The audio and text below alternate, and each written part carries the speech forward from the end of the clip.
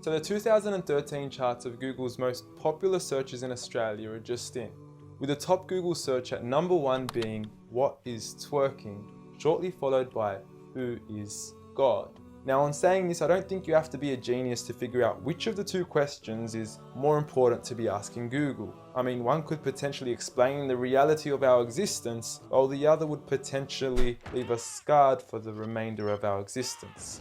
And look, I know there's a lot of skepticism surrounding this issue, and quite frankly, I don't blame you.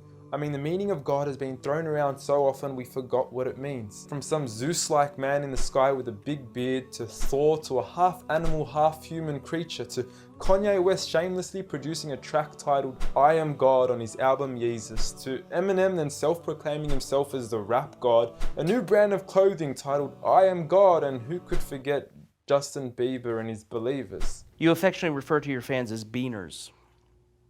No, believers. And now I understand that most of this may be exaggerated, and many of these examples are mere semantics and plays on words that are probably being taken out of context, as let's face it, nobody actually believes in Bieber, and I highly doubt that Kanye West considers himself a god. When someone comes up and says something like, "I am a god," everybody says, "Who does he think he is?" I just told you who I thought I was, a god. And now Kanye West smashes his head into a street sign really, really hard. Oh! Kanye! Oh, Kanye, you okay? Sounds like Kay's got a new hit. A god. That's who I think I am. Kanye, you okay? So with all these misconstrued definitions of God, the least I could do is help clear the water and help us finally find out who is God. Well, to begin, let's start with the things that we all agree on. First and foremost, we're here. We just began and we exist. And like all things that begin to exist, they require a cause. Things don't just come out of nothing, and although at times we sometimes wish they would, they don't. If I told you that this glass sprang into existence, this glass made itself, you said Muhammad Ali's crazy. So in saying that, knowing the cause of us is crucial to understanding who God is. Although we are able to explain that we did have a beginning, as many leading cosmologists have affirmed, we are still left unanswered as to what was the cause of our beginning. And before you lash out saying, "Oh, but we can't see what happened before we began," or "you can't prove there was a creator," we say quite openly, neither can you disprove a creator. And by observing the reality of our world and our existence, its order, its structure, and the systems, I see no reason not to believe in a creator. But then one may ask, where did this creator come from? What was the cause of him? And it will go on forever and ever, which would most probably lead to us never have ever been created.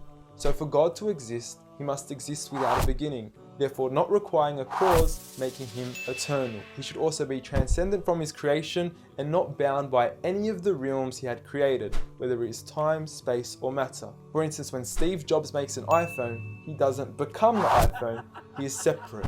And of course, we could also argue that he is one. This makes the most sense, and it would also avoid any potential conflict between two disputing all-powerful gods with conflicting interests. But we still don't know which God is he. Are you Zeus? Are you Thor? Are you Yahweh? Well, if you agree with everything I've said up until now, you will realize that each of these gods don't fit into our established criteria of who God is. They are all created beings, they are not eternal, they have not created anything, they are dependent, and they require sleep, rest, oxygen, and food. So who is the one and only true God? I present to you a God who is one and only, eternal, exists without a beginning, who was uncreated, requiring no cause for himself, yet being the absolute cause and creator of everything else. Allah.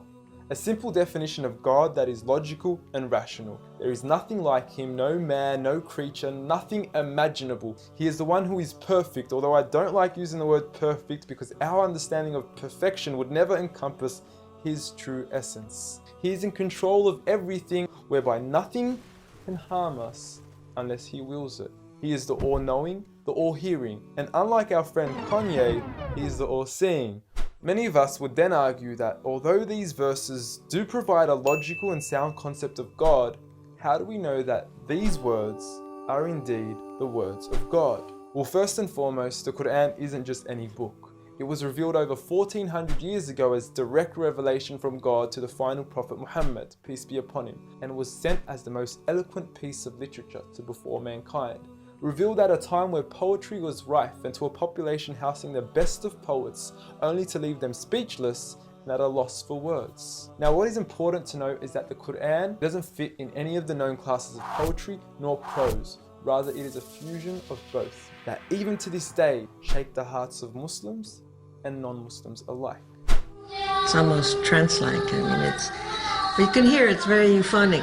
I mean, there's a lot of internal rhyme and end rhyme, and the rhythm is not predictable, and it's beautiful. Even to this day, the Quran remains incomparable and stuns humanity with its accurate references to science and history, from accurate descriptions of the human embryo to historically accurate references to the different rulers in the different Egyptian dynasties. And no matter how many times people will try to discredit the Quran on its authenticity, it remains standing. Will you please, at the very next science lesson, get some salt water, get some fresh water, and mix them and see what happens? The Quran says 2 seas, not 2 cups of water. And to those that doubt it is from God, the challenge is simple. Bring forth something that can compare. And now, although this challenge has been attempted multiple times throughout the past, history has witnessed that no man has been able to rival the Quran. But does this challenge still apply today? Well, we could surely put it to the test, and who better to choose than the self-proclaimed rap god. Call yourself the rap god. Eminem, dubbed the best of his time, being incomparable with anyone in his league. The last thing the world needs is another me. Now, if we compare the works of Allah with the works of Eminem, we are left with this. Slickety gibbity hippity hip hop, rappity rap, packing a mac in the back of the act, pack back, rap, yak, yakety yak yak. At the exact same time, I attempt his lyrical acrobat stunts. Look, content-wise, I don't know. However, we can't deny that lyrically he is impressive. He has rhythm, rhyme, style, alliteration, and assonance. A short video online even indicates that in one of his songs he almost made every second to third word rhyme. But how does he compare with the Quran's smallest chapter of 3 verses, Surah Al-Kawthar?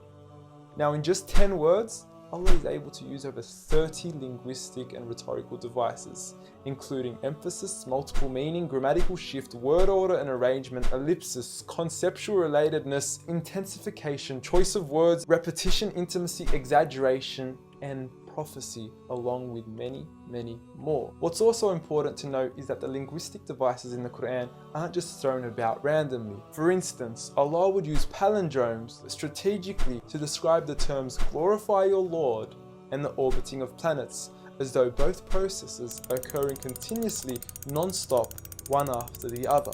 The shortest chapter in the Quran also contains a rhetorical device that no one can compete against nor replicate: prophecy.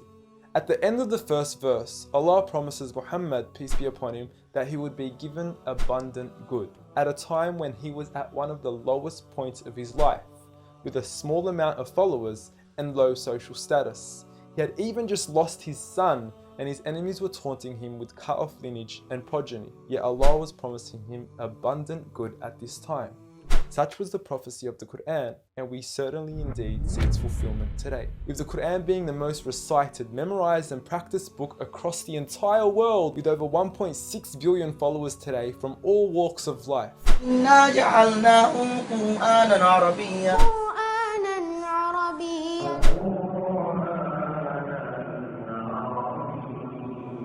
Now, I know many of you are probably thinking, okay, cool story bro, but what's the purpose of the Quran? Well, the importance is that it gives meaning to life, from our overall purpose of existence to why we're here and what happens once we die. God teaches us that each and every single one of us is being tested.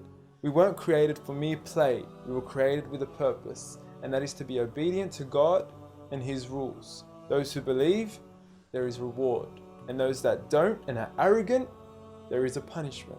And look, I apologize for trying to squeeze all this into one small video, but I've given you everything you need to know who God is and why we are here. So read.